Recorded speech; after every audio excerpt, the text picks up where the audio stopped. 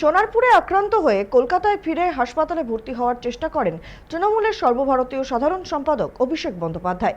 কিন্তু প্রথমে অ্যাপোলো, পরে বেলভিউ, দুই হাসপাতালই সাংসদকে ভর্তি নেওয়ার প্রয়োজন নেই বলে জানিয়ে দেয়। এই নিয়ে বিজেপির বিরুদ্ধে বিস্ফোরক অভিযোগ করলেন রাজ্যের প্রাক্তন মুখ্যমন্ত্রী মমতা বন্দ্যোপাধ্যায়। সাংবাদিকদের মুখোমুখি হয়ে তৃণমূল সুপ্রিমো প্রশ্ন তোলেন, বেলভিউতে অভিষেককে প্রথমে আইটিইউতে নিয়ে যাওয়া হয়, যদি ভর্তি করার প্রয়োজন না থাকে তাহলে কেন সেখানে রাখা হলো? মমতার সঙ্গে ছিলেন রাজ্যসভার ডেরেক ওব্রায়েন। তিনি চিকিৎসকদের দেওয়া রিপোর্ট পড়ে জানান, একাধিক টেস্ট দেওয়া হয়েছে অভিষেককে। প্রাক্তন মুখ্যমন্ত্রীর অভিযোগ, তার সামনেই হাসপাতালের চিকিৎসক কর্তৃপক্ষদের ফোন করে পুলিশের তরফে হুমকি আসছিল যাতে অভিষেককে ভর্তি না করা হয়। এমনকি তিনি এও দাবি করেন, হাসপাতাল কর্তৃপক্ষই তাকে জানান বিজেপি নেতা ও পুলিশের থেকে ক্রমাগত হুমকি ফোন আসছে, সেই কারণেই অভিষেককে ভর্তি করতে পারবেন না।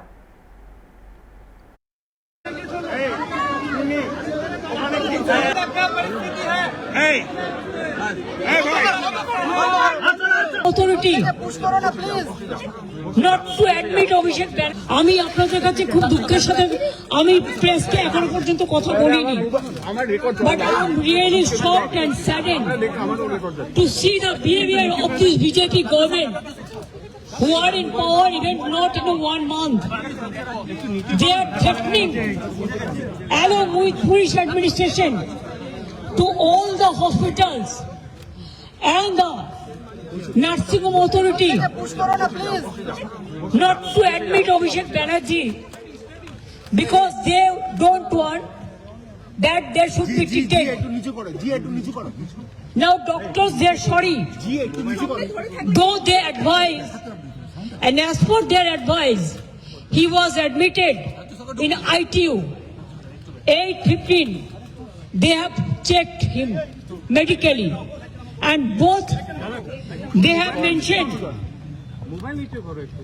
just a minute, both they have mentioned about the seriousness thing with Mr. Tandon, who is the administrator of this hospital. He was sitting behind me and he was requesting me that he is getting threat call from the police in different corners, and that time he was talking to DC South, and also the BJP leaders are threatening to him, so that though doctors advise to admit them, they should not admit Abhishek Banerjee because this is a government desire. Doctors personally, they feel sorry because in West Bengal I do not know what is happening. আমি কি এই দেশে বাস করি যেখানে চিকিৎসা মারবার পরে চিকিৎসা পর্যন্ত করতে দেবে না? যদি প্রয়োজনই না ছিল তাহলে আইটিইউতে নিয়ে গিয়ে কেন 2 ঘন্টা তাকে রেখে টেস্টগুলো করার অ্যাডভাইস করা হলো? 8:15 থেকে প্রায় 11টা বাজে, এখন জাস্ট 2 মিনিট আগে হাতে স্যালাইন করে নিয়ে গেছি, বাড়িতে নিয়ে যাওয়া হচ্ছে, বাড়িতে হসপিটাল তৈরি করা হয় বলে। অ্যাপেলে তো গেছি, ওখানে থ্রেট করেছে। ডাক্তার বলছে let me take permission from CO, then will decide admission করবে কি করবে না। এখানে নিয়ে এলাম, ওরা সঙ্গে সঙ্গে আইটিইউতে নিয়ে নিল। ডাক্তার দেখলো, ডাক্তার অ্যাডভাইস করলো, সারা গায়ে চাকা চাকা দাগ, এবং যেভাবে পাথর ছোড়া হয়েছিল স্পট ডেথ হয়ে যেতে পারতো লোকাল ছেলেরা যদি হেলমেটটা না দিত। ওর বুকের এখানটায়, বুকের মাঝখানটায়, বুকের চারপাশে পুরো রক্ত জমে আছে, এবং সেটা আমি নই, এটা ডাক্তাররা বলেছেন। ও সারা শরীরে রক্তের দাগ আছে, বুকে আছে, আমি নিজে দেখেছি। আমি যখন অ্যাপোলেও গিয়েছিলাম, হাত পায়ে আছে, গা বমি বমি করছে, মাথা ঘুরছে, প্রেশার ফ্ল্যাকচুয়েট করছে। এই অবস্থায় ডাক্তাররা কিন্তু ছাড়তে চায়নি, কিন্তু তারা বাধ্য হয়েছে।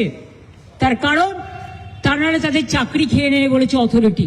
তাহলে বুঝতে পারছেন, আমার সামনে ফোন করে থ্রেট করছিল ডিসি।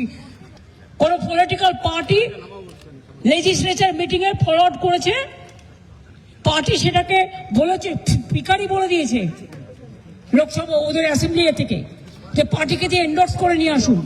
তাই ও একটা ফরওয়ার্ডিং লেটার করেছে। আজকে আমার বাড়িতে গেছিল সিআইডি নোটিশ টাঙাতে। এই সিআইডিকে আমি দেখেছি কাওয়ার্ডের মতো ঘুরে বেড়াতো। আমি চাই না ওরা কাওয়ার্ড হোক, আমি চাই ওরা শক্তিশালী হোক। আমি ওদের রেসপেক্ট করি, কিন্তু আমি দেখে নিয়েছি এরা কি কি করতো।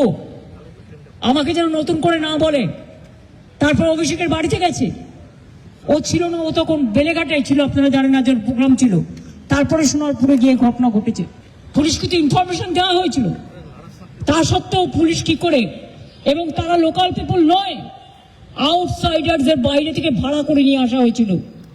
কি জবাব দেবে পুলিশ? আজকের দিনটায় যে অত্যাচার আপনারা দেখালেন, আমাদেরও সরকার ছিল, কোনোদিন আপনাদের গায়ে আমরা টাচ করতে দিইনি।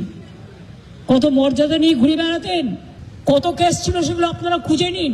এর থেকে লজ্জাজনক ঘটনার কিছু হতে পারে না।